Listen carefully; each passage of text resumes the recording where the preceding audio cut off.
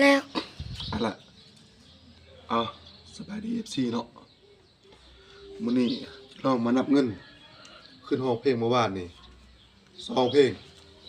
2-3 ปีแล้วบ่ได้ร้องเพลงเขาจัดงานเมื่อวานนี่ก็เลยขึ้นไปร้องเพลงแล้ว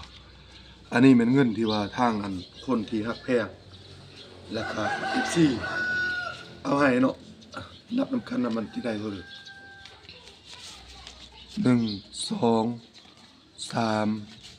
4 5 500,000 610,000วันนี้นี่ข้าพเจ้าก็ได้ให้ทั้งมือคีย์บอร์ดแน่แล้วก็ให้จุหมู่ครูที่ขึ้นไปร้องเพลงแน่เนาะได้ประมาณ700,000ปลายของเขา800,000นี่ว่าอันนี้ก็ขอบใจเด้อทาง FC ทุกคนฮักแพงที่มอบน้ำจิตน้ำใจให้ข้าพเจ้า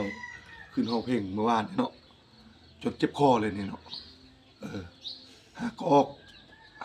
เข้าสู่วงการสังคมนี้ได้เอาเงินอันนี้ก็ถือว่าหลายแล้วสำหรับข่อยเนาะในการขึ้นร้องเพลงได้เงินสักนี้ก็ถือว่าหลายสมควรขอบใจเด้อ FC เด้อ